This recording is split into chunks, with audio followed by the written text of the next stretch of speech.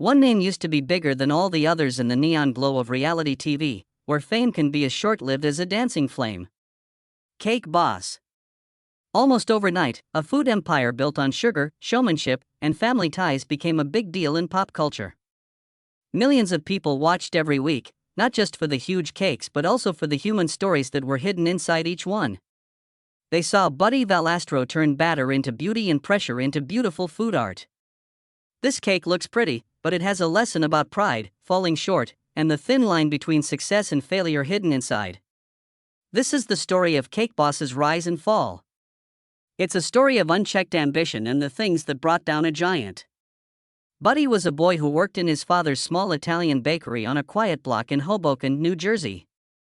This was before the bright studio lights and the roar of the ratings numbers. Buddy's heart was set on perfection from the moment he could reach the counter. His hands were everywhere with flour. Carlo's bakery was started by his father, Bartolo Sr., with a simple goal in mind: to serve good food in a friendly, family-like setting. As Buddy grew up, he learned these values by watching his father carefully handle each delicate pastry. He learned the value of patience, accuracy, and pride. It taught him how to shape dough like a sculptor cuts stone, how to balance flavors like a composer arranges notes, and how to value tradition even as he dreamed of new ideas. Buddy's world broke open on a cool fall morning in 1994. At age 17, he went through something that no teen should have to go through. His father died of lung cancer. Suddenly, the young man was in charge of Carlo's bakery without any warning. A sad scent of grief mixed with the vanilla and buttercream smell, and the soothing hum of mixers could be heard in a shop that was empty. Buddy wouldn't let the tradition die, and his mother's quiet strength helped him do it. The teen who used to be carefree turned into a determined innovator as sleepless nights became the norm. He did a lot of testing, mixing strong flavors and coming up with cutting-edge new cake designs that everyone who came in loved.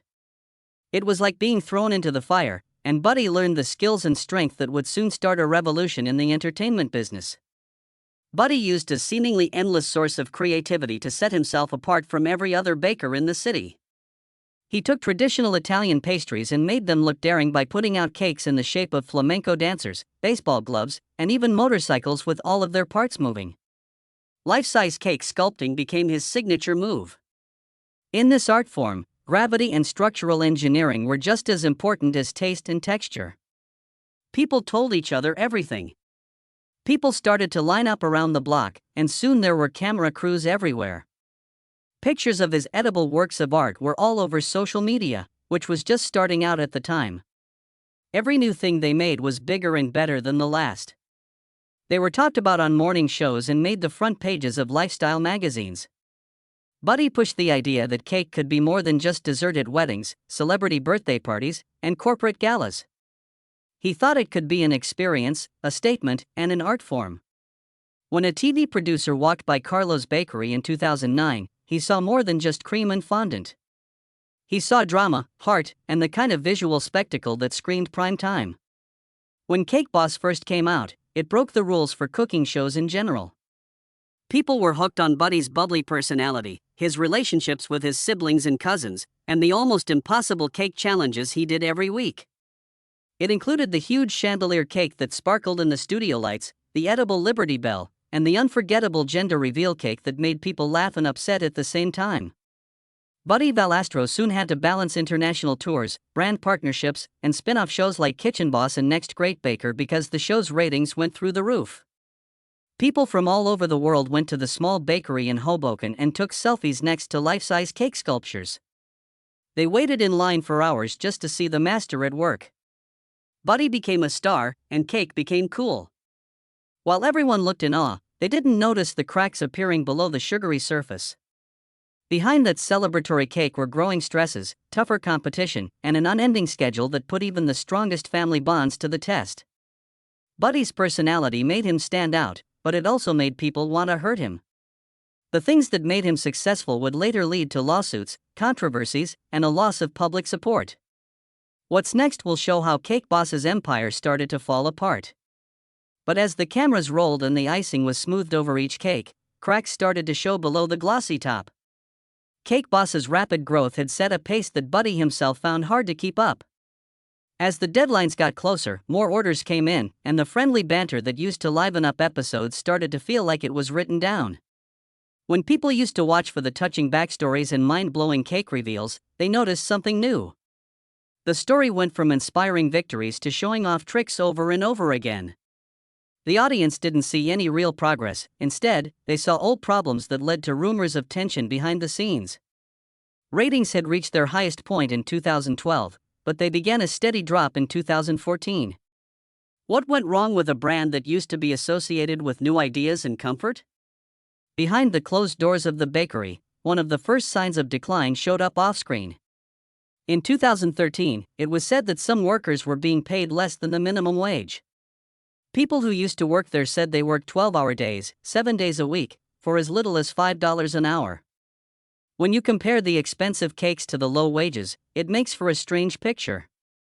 There were a lot of hashtags on social media asking for fair treatment, and major news outlets picked up the story.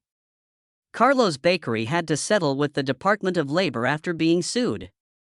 They agreed to pay back unpaid wages and make changes to their policies. Still, the damage was done even after the settlement. Fans started to wonder if the family values that were pushed so hard on screen were really there. Then there were the on-air scandals that hurt the brand's image of being clean. A prank with a gender reveal cake went horribly wrong in one famous episode. A transgender celebrity was invited to be on the show, but the reveal system turned into an offensive joke about them.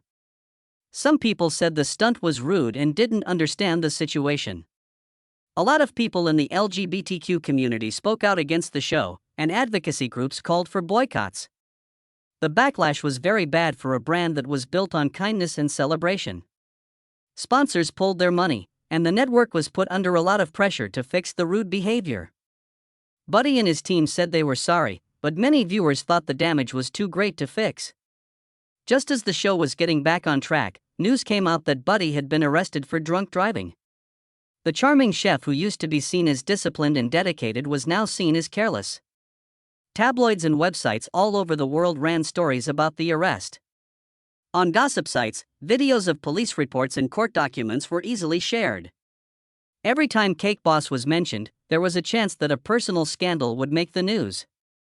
People who used to admire Buddy's strength were now dealing with disappointment. The arrest was a stark reminder that being famous did not protect anyone from failing at life. Along with legal and PR problems, the constant push for new spin-offs made the original show less appealing. Kitchen Boss wanted to show off Buddy's wide range of cooking skills. Next Great Bakers said they would train the next generation of cake artists. Even bake-off shows with competing pastry chefs tried to bring back that electric energy. But with each new season, the novelty wore off. People who used to feel like they were invited into the small world of a single bakery now feel like there are too many cameras capturing every angle. The real moments felt fake, and the stakes were made to be higher than they really were. Without a clear guiding principle, the Cake Boss empire turned into a huge chain of restaurants that cared more about making money off of their brand than keeping their own identity. The fact that there was so much Cake Boss merchandise in stores may have been the worst blow. In big box stores, there were brand-name cake pans, spatulas, and cookbooks all over the shelves. Fans bought these items with great excitement at first, hoping to make Buddy's recipes in their own kitchens. But when the shelves were full, the goods were thrown away like a batch of badly baked cupcakes. Critics said the designs were too similar and the quality of the recipes wasn't very good. Some people on social media said that the licensed products were not as good as artisan bakeware from small businesses. It was painfully ironic that a brand that used to stand for custom-made goods now sold mass-produced items that went against what it stood for in the first place. All of these things came together to cause a slow-motion unraveling. The shiny veneer broke, showing that there were cracks inside. After 8 seasons, the network said Cake Boss would not be back in 2017. Fans were shocked by the decision, which marked the end of an era. But the story wasn't over yet, the next part was still to come out. But Cake Boss didn't go away quietly after the last episode aired in 2017. People who were tired of scandals and the same old tricks found new reasons to watch again. They were drawn back by memories of the jaw-dropping cake sculptures and the excitement of Buddy Valastro's next act. He was not stuck on his mistakes, instead, he focused on making things better. Buddy put Bake Squad on a streaming service that let people watch it whenever they wanted in 2018. In the new show, the roles were switched around. Buddy coached teams of bakers as they competed in real time to complete cake challenges. By showing training sessions, failed designs, and feelings, Bake Squad brought back the realness that was missing from the end of Cake Boss's season. Early buzz on social media called it a triumphant return to real storytelling that mixed art, drama, and heart. At the same time that Bake Squad got people excited about TV again, Buddy Valastro took the Cake Boss brand into new business areas. He opened a virtual bakery called Buddy V's Cake Slice, which sold famous single servings all over the country through an online ordering system. He avoided the costs of having a physical store by working with local micro-fulfillment centers and third-party delivery networks. This made sure that fresh goods were delivered within hours. Fans could enjoy chocolate ganache, salted caramel, or red velvet cake just like they did in the movies. At the same time, he opened Buddy V's Italian in Las Vegas, which combines his pastry skills with traditional Italian comfort food. These businesses showed a smart way to diversify, showing that growth can work if it's tempered with lean operations, clear sourcing, and good brand management. Experts in the field praised this move. There are growing pains with every new idea, even the best ones. Buddy had to deal with vocal doubters who asked if this move to digital would weaken the craft that made Cake Boss famous. Delivery problems with Cake Slice caused a stir on social media, and when limited edition bakeware came out, it sold out too quickly, disappointing fans who were really looking forward to it. Buddy and his team didn't try to avoid criticism, instead, they turned every complaint into a chance to do something better. They recorded honest footage of changes being made in the warehouse, held live Q&As on social media sites, and asked customers to try out new packaging samples before they were released. This extreme openness didn't just fix problems with service, it also made people feel closer to the brand. Buddy turned critics into collaborators by turning problems into events where everyone could help solve them. This reinforced a very important truth: authenticity thrives when people feel heard and truly valued. When Buddy met up with old rival Duff Goldman on Buddy vs. Duff, it was a turning point in the late stages of Cake Boss. At first, critics called it just another stunt to get more viewers, but the chef's real friendship quickly proved them wrong. People didn't see two cruel enemies, but two masters pushing each other to new heights. They talked trash and joked around a lot, but they also had heartfelt moments of respect for each other. Each episode showed that competition and real friendship could exist together, which helped viewers believe in the brand's core values of creativity and community again. The show's ratings went up again because viewers remembered how much they enjoyed seeing skilled workers work under pressure. The show proved that well-planned collaborations can bring old franchises back to life. It also showed that powerful stories can be told when different people come together around a common passion, and creative genius really does thrive. In the same way that TV shows come back, Buddy embraced short-form social media engagement. He set aside time every day to share honest videos on TikTok, Instagram, and YouTube Shorts, including short demos, studio mistakes, and personal thoughts. Instead of polished TV edits, viewers saw him as he really was, with a dropped tear, a panicked mix-up, or a late-night brainstorming session with his creative team. He answered comments right away, asked for recipe ideas, and praised fan-made versions.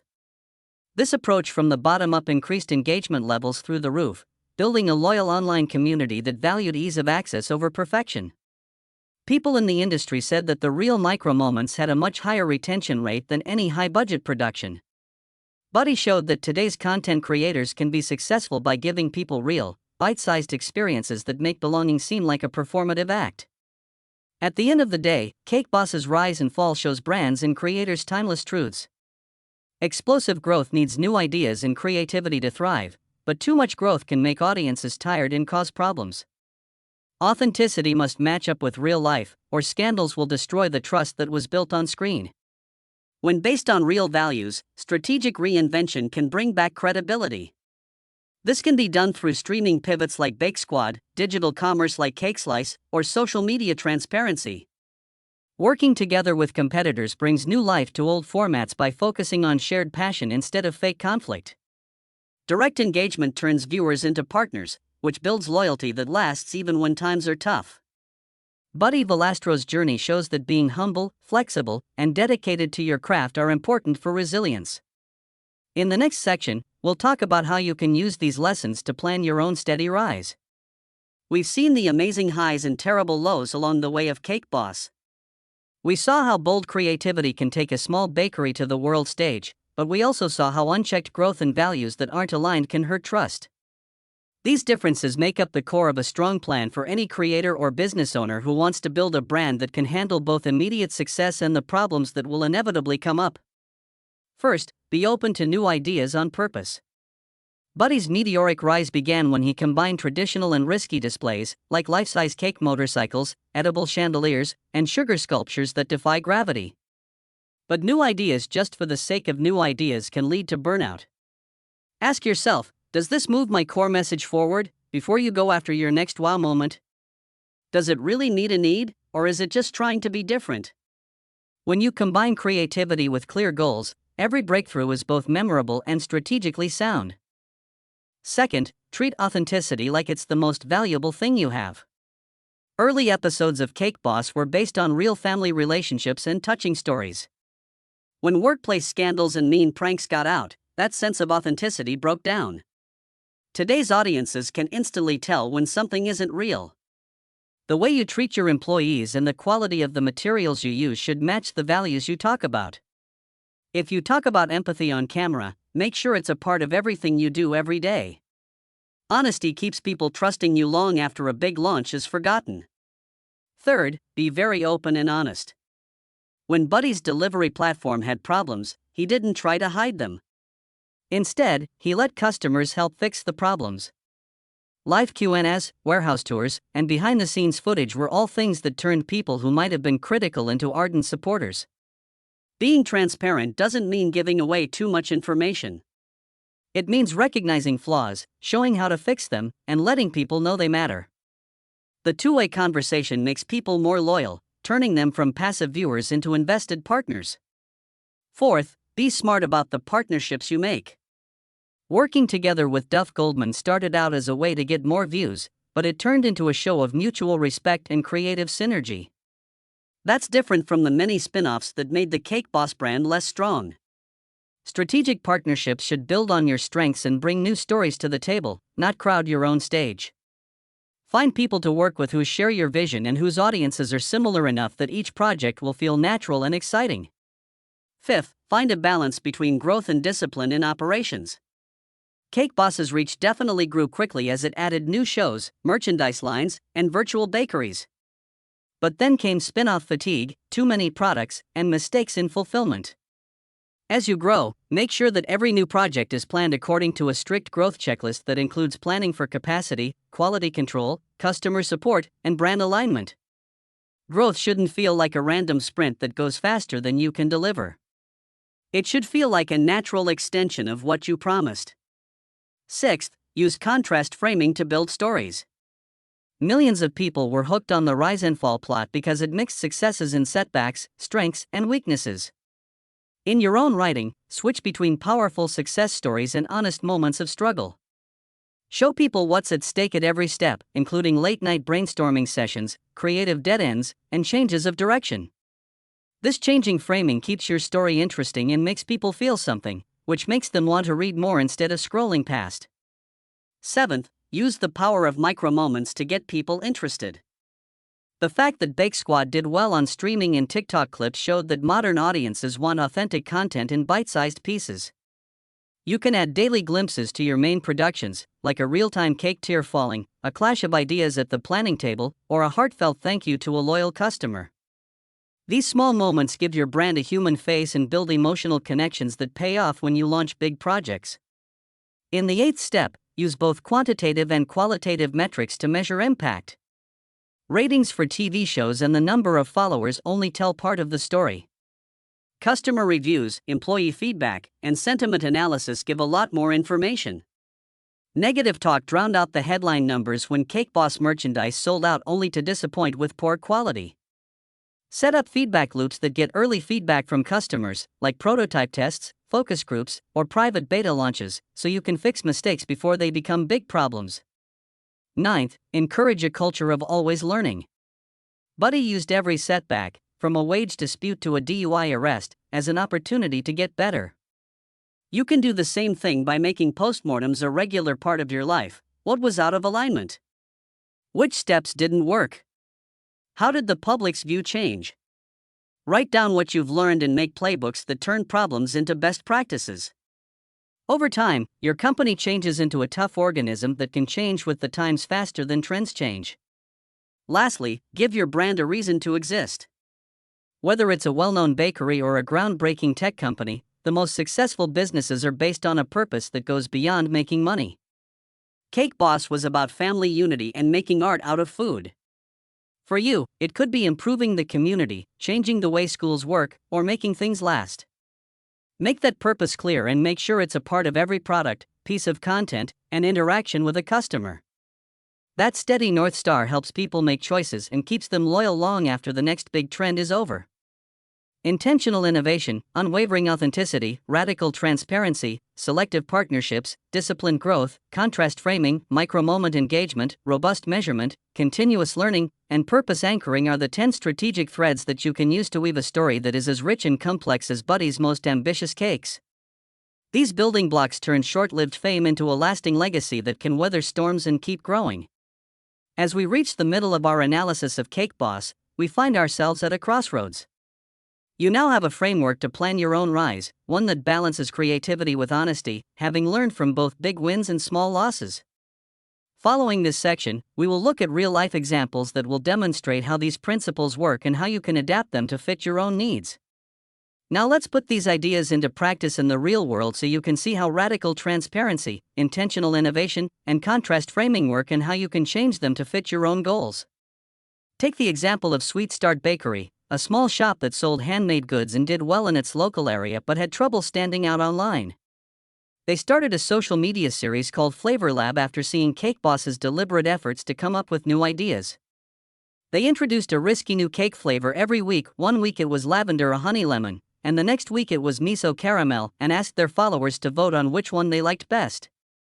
Instead of trying new things just for the sake of trying them, Sweet Start connected each flavor to a story, like how Japanese miso came to be or how lavender was picked from a nearby farm. Customers who were interested in trying the winners rushed in, which caused sales to go up by 40%. Post engagement also went up by 300%.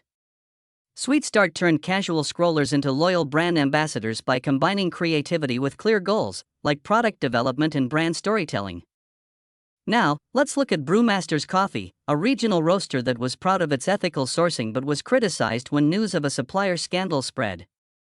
Some batches tested higher than the fair trade levels they said they were, and rumors spread that the beans came from farms that were taking advantage of workers.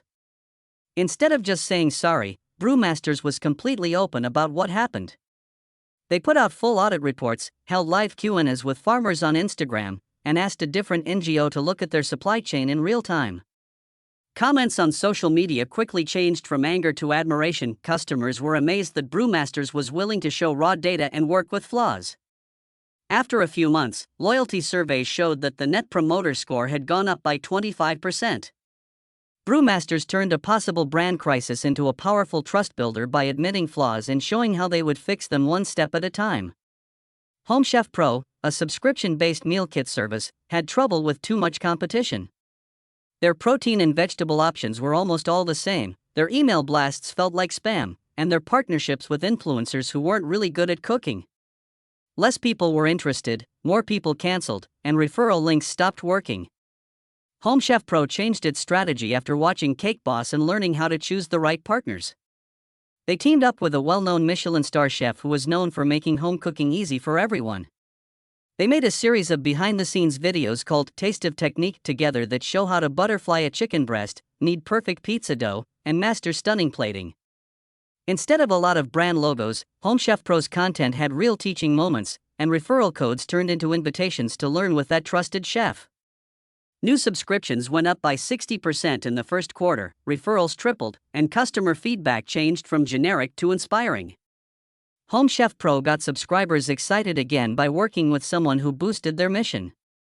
Then there's Glam Beauty, a cosmetics brand that has too many products, eyeshadow palettes galore, #challenges that didn't work, and reviews from customers saying they got breakouts. To bring back the realness, they started a campaign called Real Skin, Real Stories, which features real user testimonials. Every week, Glam Beauty posted raw video clips of customers talking about skin problems. In response, the company's founders made small batches of custom serums while the videos played. When problems with shipping made some customers wait, Glam Beauty didn't run away. The co-founders filmed themselves fixing problems at the fulfillment center and reshipping orders by hand. Being vulnerable and taking the initiative to solve problems hit a nerve. In just a few months, social media posts went from meh to I feel heard. Glam Beauty's Instagram following grew by 45%, and the average order value went up as loyal customers liked how the brand showed empathy. Lastly, take a look at FitLife Coaching, an online fitness community that grew huge on TikTok but had a problem with people leaving. People loved the 15-second workout tips, but not many of them signed up for paid programs. FitLife used contrast framing by starting a story with two levels. First, they made 3-minute documentaries called The Grind. These showed members reaching plateaus, having trouble staying motivated, and then beating their personal bests through the paid program. Then they put those stories next to clips from The Glow, which show the joy of movement, community events, and member-led meetups. FitLife used the same emotional arc that drove Cake Boss's rise and fall story by switching between raw struggle and triumphant celebration. Customers to be could see both the work and the reward, and the number of sales went up by 75%. The dynamic framing made people feel both empathy and aspiration, which made the paid program seem like a natural next step instead of a pushy sales pitch. Bakery, coffee, meal kits, beauty, and fitness are all very different industries, but they all use the same key strategies: purpose-driven innovation, openness that builds trust, partnerships that boost authenticity, and stories that are full of contrast. These case studies show that combining creative ideas with real human connection can have a lasting effect, whether you're making a cake reveal go viral or releasing a groundbreaking app. Now, picture your brand's path playing out on the screen for a moment. You have seen how Buddy Valastro turned flour and sugar into a show, how he dealt with scandals and new ideas, and how he eventually turned setbacks into opportunities. You can use Cake Boss's rise from humble beginnings to global phenomenon, collapse, and rebirth as a model for your own rise. Could you bake that big cake? Isn't the real question. It's how will you bake the history of your brand? To begin, write down your playbook for deliberate innovation. Write down 3 big projects that fit with your mission and make people happy. For a bakery, that could be a sugar tower that defies gravity. For a tech startup, it could be a feature that solves your biggest problem. For a fitness coach, it could be a landmark challenge that places the mind and body to the test.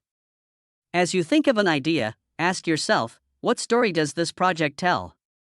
How will it help you stay true to who you are? By connecting innovation to a story, each launch feels like an inevitable and unavoidable chapter. Next, do your audit of authenticity. Compare your business's team culture, supply chain, and customer touchpoints to the values you talk about on camera. What do you do well and where do you need to work on it? For each gap, make a simple action plan, such as a report on transparency, an internal training session on respectful communication, or a new policy that makes sure your actions match what you say you will do. When people think that your private life is like the one you show them, you build loyalty that lasts longer than any trend. Then, plan your campaign for radical transparency. Hold a live virtual tour, share unedited day-in-the-life clips, or post progress updates on important projects to let your community see what goes on behind the scenes. When things go wrong, like a label that wasn't printed correctly or a bug on your website, be honest about it, explain how you fixed it, and thank the person who brought it to your attention. This method does more than just lessen the damage, it turns every incident into a chance to build relationships, showing that you see your audience as active participants rather than passive consumers. The next step is strategic partnerships. Find 1 or 2 people who can work with you whose skills complement yours and whose audience is similar to yours in a meaningful way. When the time is right, work together to make content or launch a product that shows off your shared interests. This is different from random sponsorships or spin-offs that make your message less clear. A good partner brings out the details of your story instead of drowning it out. Think about Buddy and Duff Goldman's partnership. It wasn't just a publicity stunt, it was a creative partnership that got fans excited again by showing mutual respect and shared mastery. Setting up a disciplined growth framework will help you as you grow. You should go through a 4-point checklist before starting any new channel, product line, or service extension. These are brand alignment, resource capacity, customer support readiness, and quality assurance. If any of the criteria aren't met, stop and make changes. This rule stops the overreach that led to Cake Boss merchandise, where fans bought branded spatulas only to find that they weren't made as well as the ones they saw on TV. Growth shouldn't feel like a desperate attempt to get attention, but like a natural part of your story. When you tell a story, don't forget to use contrast framing. Showcases of success, like flawless product launches or record-breaking milestones, should be paired with honest accounts of struggle, like late-night edits, team disagreements, and course corrections.